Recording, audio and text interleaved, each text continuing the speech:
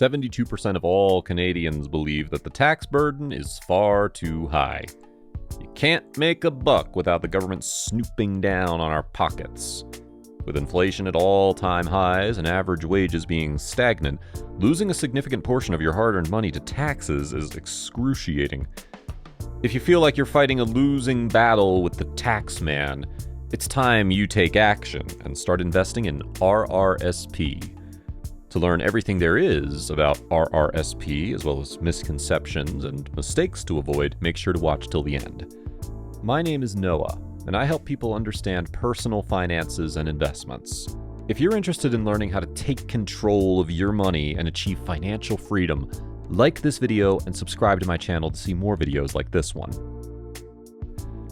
RRSP and TFSA are the two primary tax-sheltered accounts available to all Canadians. The RRSP, or Registered Retirement Savings Plan, was created in 1957 to encourage Canadians to save for retirement.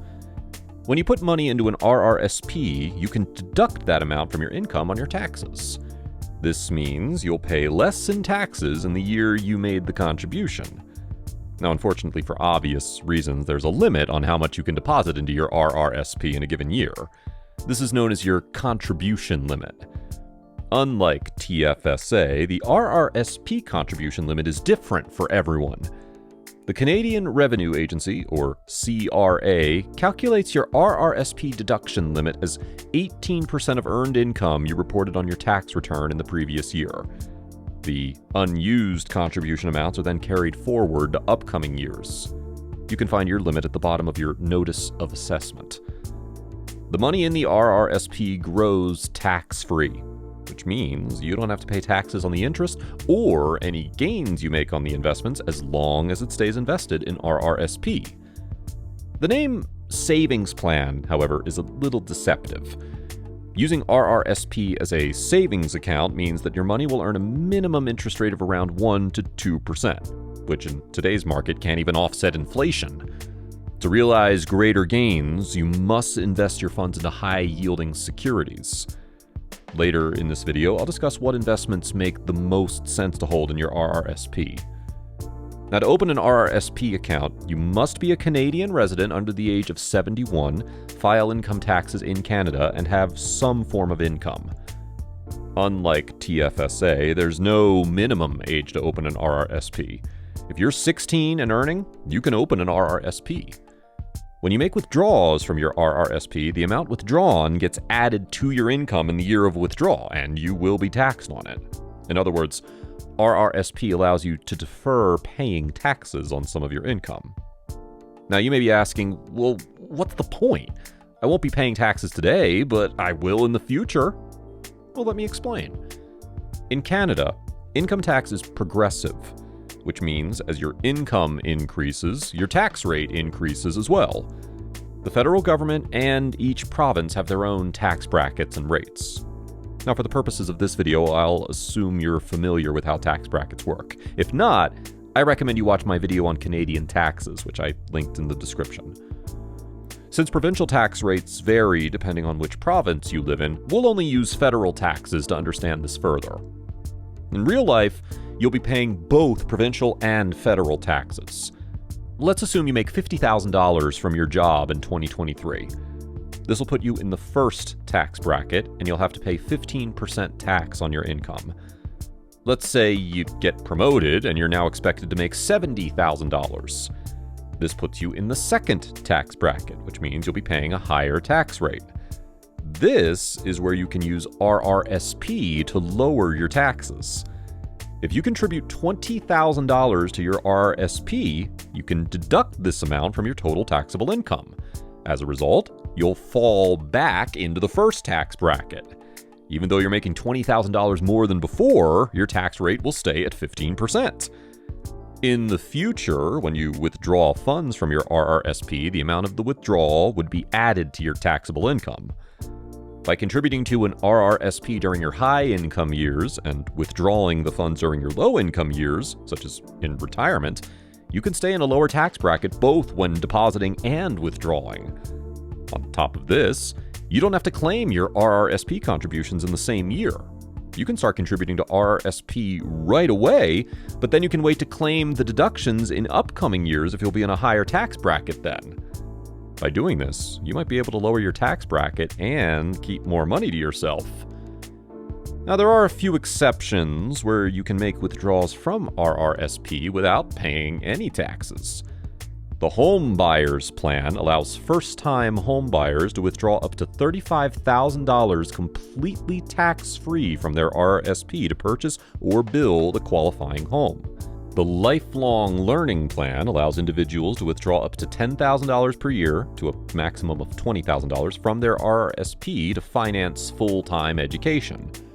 You won't be charged tax on this withdrawal, but you will have to redeposit this money back into your RRSP over the next 10 to 15 years. Now, let's talk about withholding taxes. When you withdraw funds from an RRSP, your financial institution charges the applicable tax on this amount up front. This can be between 10 and 30%, depending on the amount you withdraw. Any underpayments or overpayments in taxes get adjusted when you file your tax return for that year. Earlier, I mentioned that in order to open an RRSP and make contributions, you must be under 71 years of age. Let's talk about what happens to your RRSP account when you hit the age of 71. At the age of 71, your RRSP gets converted into a Registered Retirement Income Fund, or RRIF. An RRIF is a way to receive a steady stream of income during retirement while still keeping your savings invested. With an RRIF, you must withdraw a minimum amount each year, but you can also withdraw more if you need it. The minimum withdrawal amount is based on your age and is decided by the government. As we discussed earlier, the withdrawal will be considered income and it will be taxed accordingly. Many employers in Canada offer group RRSP plans for employees to prepare for retirement. With these plans, the employer makes contributions to an RRSP on the employee's behalf by taking money out of your paycheck and investing it into an RRSP account. Some employers will go a step further and provide matching contributions, in which the company will match a percentage of the employee's personal contributions. This is essentially your employer giving you free money, which you should always take. Just don't forget to include your employer's contributions while computing your contribution room. So, what investments should you hold in your RRSP? For this part of the video, I'm assuming that you've watched my TFSA video. If not, I'll leave the link in the description. Just like TFSA, RRSPs offer a variety of investment options, such as stocks, bonds, mutual funds, and GICs, which allow you to tailor your investments to your individual needs. Some securities, however, are more beneficial when kept in RRSP as compared to TFSA. TFSA allows your investments to grow tax-free as long as they're Canadian investments. Holding U.S. investments, however, would not be the same, as you would be required to pay a 15% U.S. withholding tax. RRSP, on the other hand, allows you to hold both Canadian and U.S. investments tax-free. The tax deal between the two countries allows Canadians to hold U.S. securities. Since the top players in the S&P 500 are all U.S. companies, RRSP is a great place to keep U.S. ETFs and stocks, as you won't have to pay any U.S. withholding taxes on your gains. Remember, the U.S. withholding tax that we're talking about is on your investment growth. This is in addition to the withholding tax you pay to the Canadian government when making withdrawals that we discussed earlier. I'd like to highlight a couple of other important points. RRSPs are intended to be used for long-term investments, ideally for your retirement. RRSPs should not be used for short-term investments or for emergencies. Withdrawals from an RRSP do not allow you to reclaim your contribution room as they do in a TFSA. If you're looking to invest your money in the short term, you're better off using a TFSA or a non-registered savings account, as you can regain your contribution room. To summarize, RRSP is a tool offered by the government for Canadians to save for retirement. RRSP allows you to defer your taxes to the future when you make withdrawals. This can help to reduce your taxes by lowering your tax brackets. In certain circumstances, such as for first-time home buyers, RRSP withdrawals may be tax-free. When you reach the age of 71, your RRSP is converted into an RRIF. RRSP should not be used for short-term investments or for emergencies, as contribution room can't be regained after withdrawals. The tax deal between Canada and the US allows you to hold US securities in your RRSP without paying US withholding taxes. This makes RRSP the best place to keep your US securities. This brings us to the end of this video. I hope you learned something new and found this video to be informative and helpful. You can check out my other videos from the links in the description.